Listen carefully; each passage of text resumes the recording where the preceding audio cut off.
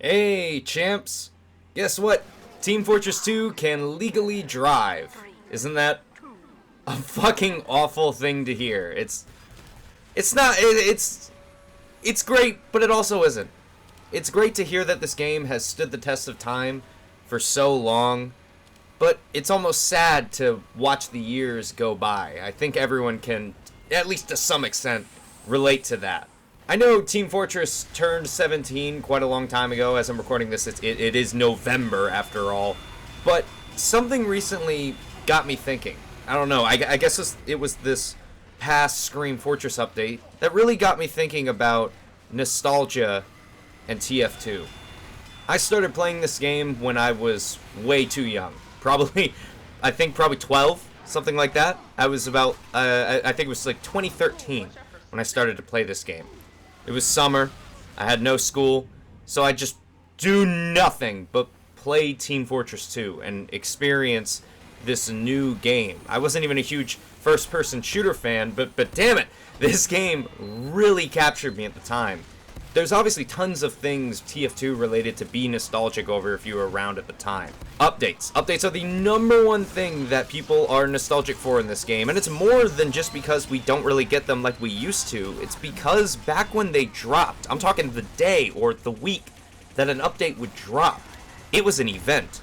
It wasn't just, oh, here's some new content, it's all dumped into the game at once.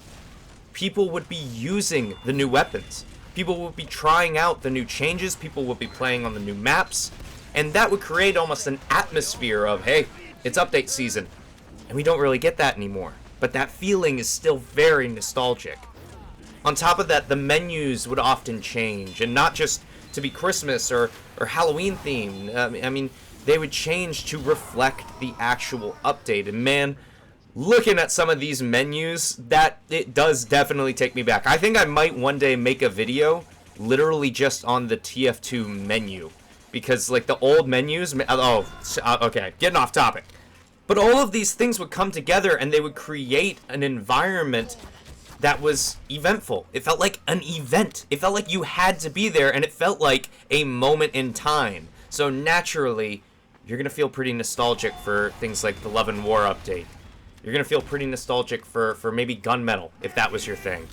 A lot of people feel nostalgic for the war update, if they were really old school veterans.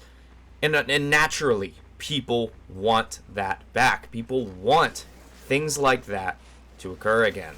Of course, you see your fair share of Team Fortress 2 content related to nostalgia every now and again.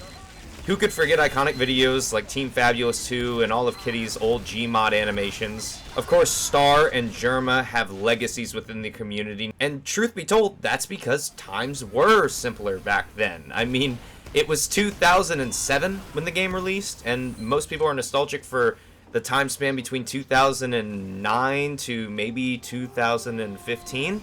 The world and the internet was a very different place back then. But I don't even mean just that. See, I've noticed something, and like I said, maybe it was this past Scream Fortress update that had me noticing this. I think that the TF2 player base and where the game is heading is heavily based on nostalgia for the past. Let me give you an example. So, Scream Fortress, what it used to be, for those who don't know, was you would get one reskin map, and that reskin map would have a boss, a single boss to it, at least from the years of, I want to say 2009 to 2012, you would get a boss, and it was very fun. Very fun to try and destroy the boss. I mean, it always is. I mean, before they added this stupid fucking truce system, but it was fun back in the day, okay? It was really fun. And every year on Scream Fortress, you see these maps get uploaded to the workshop, and of course some of them get added to the game, that seem to try to replicate Scream Fortress magic. For example, on King of the Hill Synthetic, you've got the Toastmaster. The Toastmaster is a clear allusion to this old-time tradition of having a giant boss wreak havoc amongst the entire server and try to claw at people and kill everyone and take everyone down. No, of course, okay. Of course, he's just a Skeleton King reskin, but the intent is clearly there. The creators knew what they were doing. And what they were doing was trying to replicate the old school magic of Team Fortress 2. Other examples could include the Tropic Crisis update, or really any community-made update, where workshoppers try to create weapons, maps, cosmetics that revolve around a particular theme, and even sometimes creating update pages. Okay, but here's the real meat and potatoes of this video, alright? If you're going to take away anything from this commentary, it's going to be this. We've got nostalgia in TF2. But how can we use that nostalgia to push the game forward? How can we use nostalgia to influence the future of TF2? I know there's a lot of TF2 doomers out there who think that there's nothing left for TF2, and to be quite honest, we're never going to get back to the days that we were nostalgic for. But I do think that we should at least try to influence the content that we do get from Valve for the best, and make it as good as it possibly can be. And nostalgia could be a key to that. Because we can play into nostalgic things. We can play into the game's art style, the mercenaries' personalities, and create cosmetics that are fitting for them. We can use the tried and true formula that Valve used to use back in the day in order to make something new, fresh, and exhilarating, something that we want to play. Let's take a good example of this. Phoenix, in my opinion, at least how the map is visually designed. The map itself bears a striking resemblance to something that the old TF2 devs would want to make, but it's dolled up and fleshed out, and there's a lot more to it. The details stick out more, the colors pop a little bit more, and I love how the map looks. It truly does feel like TF2 evolved, which is what I think should happen. That's, I think, the direction we should take with all the community-created content. We should take what Valve set for us in those days that we are nostalgic for and try to build onto it slowly, surely, but respectfully at the same time. I think it's partially why some of the cosmetics that people found less desirable in some of the winter cases caused such a stir amongst the community. It's because they weren't what we were used to, and they weren't building on what we were used to. It wasn't Team Fortress 2 anymore.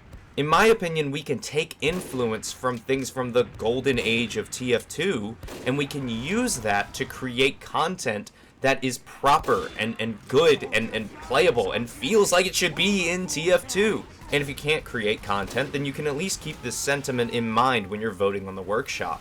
Okay, so maybe this is me completely talking out of my ass here. Maybe I'm saying absolutely nothing at all, but I want to dream, and I do want to get this out there. This hypothesis. We're putting on a lab coat, put on a little goggles. We're gonna be scientists and just hypothesize for a second. I think that TF2 could one day, will it be tomorrow? Will it be next week? I don't know. But one day, it will take a nostalgia boost from the past. And not only will the community feel super nostalgic and super motivated to make all this kind of content that I've described, and I don't just mean based on the workshop creators or the community in general or the demand for an update. We could even look at old devs who may feel nostalgic for these days, because you know that the developers of Team Fortress 2 had fun making the game. What if they get nostalgic? What if people like Eric Smith get nostalgic for this game? What if they decide that they want to put in just a tinge more effort into the next update and give us something a little bit more?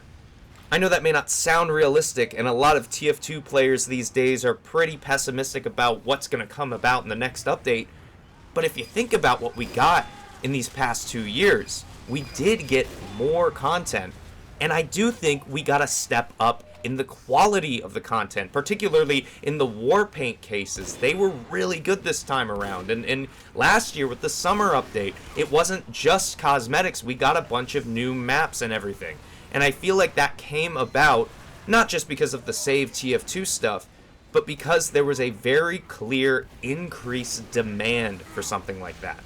And maybe nostalgia could soon play a factor in that. That's just what I'm hypothesizing. Let me know what you guys think. This is the part that when I used to watch YouTube videos, I would skip. I'm very sorry that I'm gonna have to put you guys through this, but I loved all the discussion on the Freaky Bear video. It was great. I was completely shocked by the response for that. I just threw it up on the internet and didn't advertise it anywhere, and it just got like like more than anything I'd ever uploaded, and I'm totally cool with that. So I want to hear some thoughts about this. What do you guys think about the nostalgia for TF2, and do you think it has any effect on the future? What are your nostalgic memories? I don't care. Tell me. I've got plenty, and I want to see if anyone else has some. But that's all I've got for this one. Thank you guys so much for watching. The response has been excellent. Really, really appreciate it. Take care, you guys. Stay safe.